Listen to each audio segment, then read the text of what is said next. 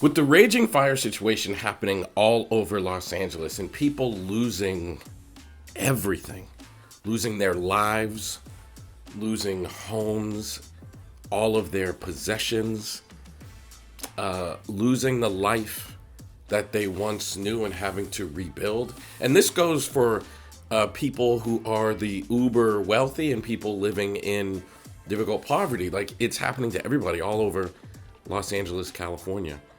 It has me thinking about grief and loss. So as I sit down and make the content for this week's podcast, I'm thinking about grief, and I'm thinking about loss, and I'm thinking about how we can deal with, as a society, when we are forced to deal with loss.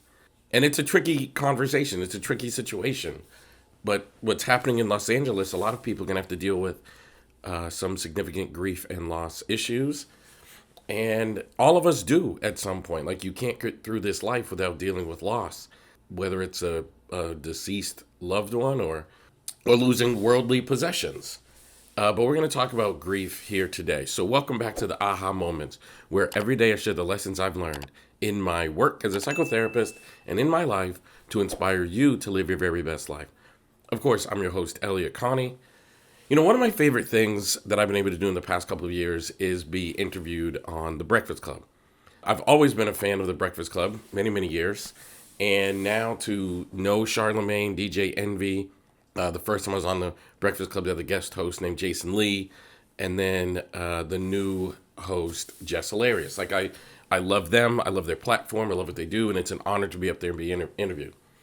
The last time I was there and they were asking me questions, Charlemagne asked me, I was there like a week after the election, and Charlemagne asked me, this is the one thing I regretted saying, like, I wish I could go back and do a do-over. It's not like I didn't say anything I regret, actually, but I wished I had answered the question differently and more thoroughly in a different way. And the question that Charlemagne asked me was, how do we help people who are grieving after the loss of the election?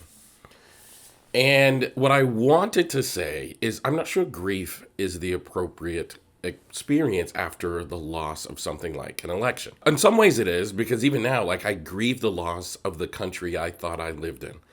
This country is not what I thought it was prior to 2015, 2016. And I have to adjust to that new experience. But the proper definition of grief is when you have lost something that you can't get back. You have lost something that is, in essence, gone forever. And I don't think it fits in things with, like, elections, because I lost what I thought this country was, but we can fight to get it back. Like, there's hope that that can come back. But, like, if I lose a loved one, if my best friend dies, my partner dies, my parents die, whatever it is, I'll never get them back. Like, that experience is gone, and it's gone forever because it was unique to them. And in Los Angeles, a lot of that is happening. Like, this fire started in an area called Pacific Palisades, which, if you've never been there, it's beautiful. A friend of mine and I went and visited the Pacific Palisades probably about 2 years ago, and I was blown away. I asked, like, somebody who's from LA, where's a good area to go? And they said Pacific Palisades, and we went up there. There's this huge cliff that looks over the Pacific Ocean. I mean, it is stunning. Had lunch there and then left. And now almost 100% of that is burned down. And those people, they've lost something that they can never get again. They've lost their homes, their possessions. The neighborhoods are gone. Like, just so you understand, like, schools burned down, churches burned down, the infrastructure of that area burned down. You can't get that back. Like, of course you can get a new house, of course you can go buy new possessions, but that unique and specific one is gone and gone forever. So how do we deal with grief is we have to appreciate the experiences that we've had and then work hard to recreate new experiences moving forward.